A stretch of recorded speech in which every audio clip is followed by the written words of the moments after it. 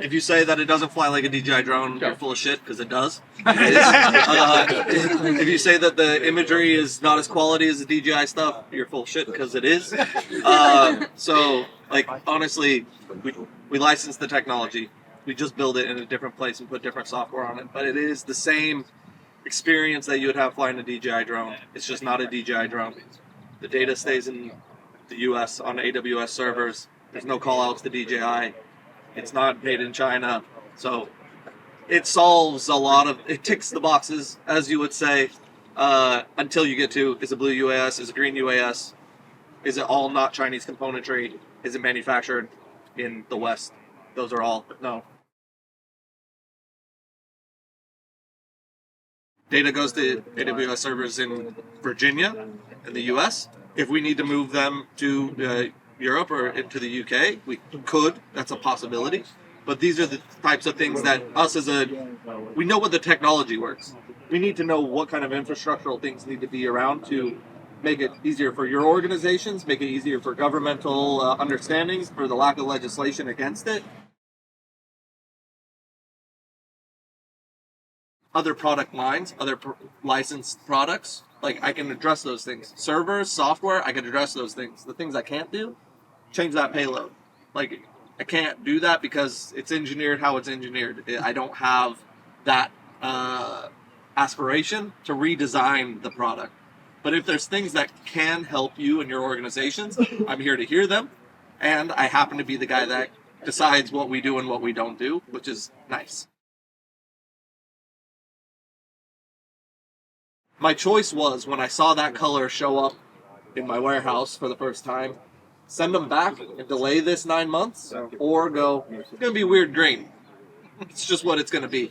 So we built 4,000 of them like this. We're nearing the end of that 4,000. Next generation stuff, maybe we go find another plastic supplier and say, it needs to be, yeah. So more people are restricted from using Chinese and DJI drones than I thought. Both in the United States, use cases, like talking to some agricultural people, I don't see them, but they were here saying, can you make a multi-spectral version? I didn't think that people taking photos of fields would be restricted of what drones they fly. They're not worried about data security for a picture of a cornfield, right? But they are. They are being restricted, or they are being limited on what drones they could fly. So that was surprising. Also, the vast number of countries or regions that are also looking to move away from Chinese manufactured drones. The UK, pretty obvious if the US is the UK, Australia, etc. But when Lithuania was one of the first countries to actually outright ban DJI drones, that's surprising. Poland, extremely concerned about DJI drones. Australia, less concerned about DJI drones.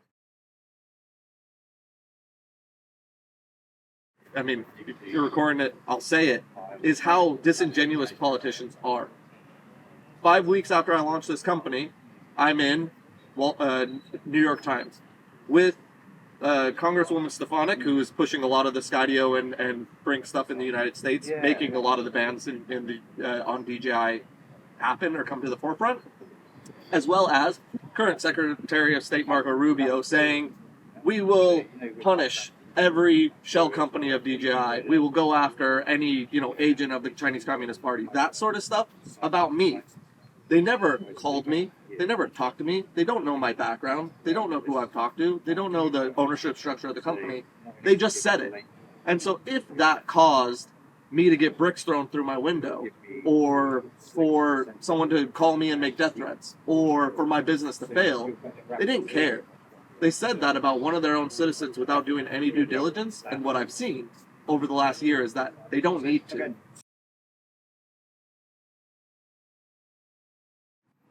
100%. Yeah. 100%. You're pleased with how it's turning out?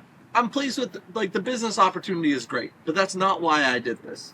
I, to be honest, was like, I'm done with this industry. It's crazy. It hurts. It's so much clashing. All I had to do is to convince the public that it's I'm not taking your data. I am not selling you out. I'm not ripping you off.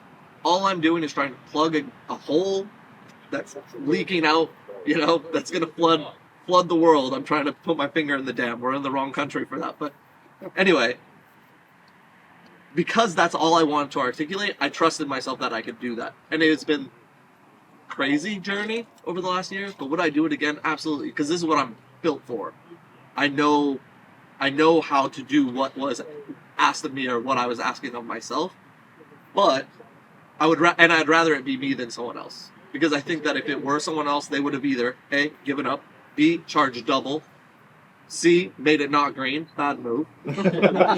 So I'm glad it was me, because I've known the Coptrz team for 9 years now. They trust me. It's not a matter of like anything else. It was like, hey, I have this thing, and we move forward as with a business relationship.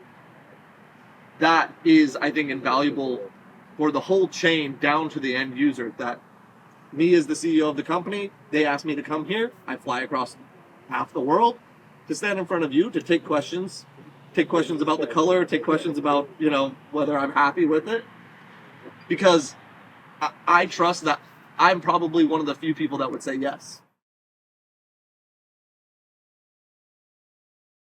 If DJI goes away, at least there's another lily pad to hop to until the future, whatever that is. Whether it's homegrown, domestic, UK-built drones, fantastic. Someone's got to ante up for that.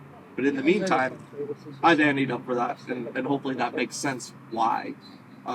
For as long as I exist doing it. The cryptographic key and some of the naming things were not changed. At first, we thought that was aesthetic, or like it would be a nice to have. But now, in next iteration or next manufacturing of any of these, it's all going to have a different naming structure, so that it would show up not as a DJI drone.